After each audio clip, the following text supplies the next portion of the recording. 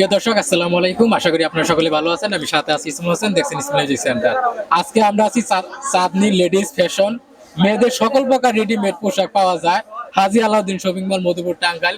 তো বর্তমানে যে ঈদের যে বাজারটা বর্তমানে চলতেছে, প্রচুর পরিমাণে কিন্তু ভিড়। এখানে কিন্তু ছেলে কাস্টমারের থেকে কিন্তু আমরা মেয়ে কাস্টমার বেশি দেখতেছি। তো আমার সাথে ভাই আছে। ভাই কেমন আছেন? ভালো। কেমন ভালো? এত খুশি কে?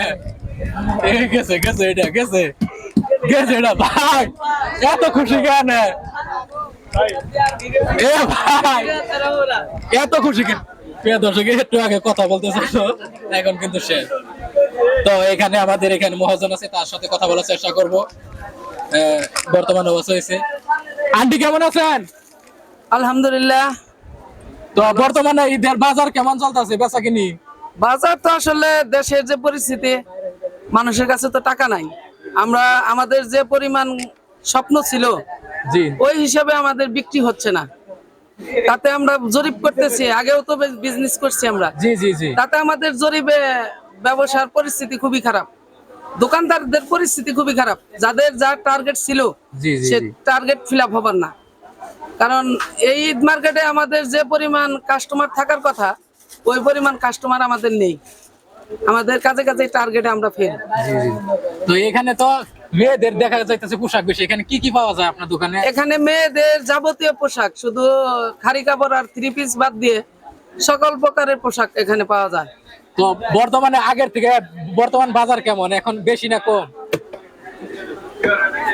এখন আসলে বর্তমান বাজার তো আসলে সবকিছুর দাম, বাংলাদেশে এখন সবকিছুর দামই বাড়তি, সুতরাং কাপড়ের দামও তো বাড়তি। আগে আমরা যে দামে বিক্রি করতাম এখন এই দামে কিনে আনছি।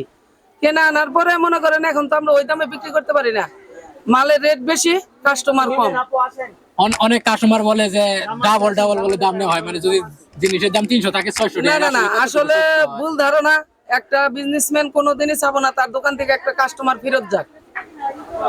আমি যেহেতু জানি যে আমার একটা জামাই যদি 100 টাকা লাভ হয় তাহলে সে কাস্টমার আমি কখনো ফেরত যেতে দিব না, কারণ আমার দোকানে বিক্রি করলে সে ইনকাম সোর্স বাড়বে আমার। আবার অনেক কাস্টমার আছে এক জিনিস 5-6 বার দেখে নামাই করে, হয়তো দামে পড়ে না, আবার পছন্দ হলে হয়তো দামে পড়ে না, আবার কত সময় তারা না চয়েস করে যায়। তখন আপনাদের খারাপ লাগে না? না, তাতে আমরা বিরক্ত বোধ করি না, কারণ আমরা জানি যে আমাদের কর্ম এইটা।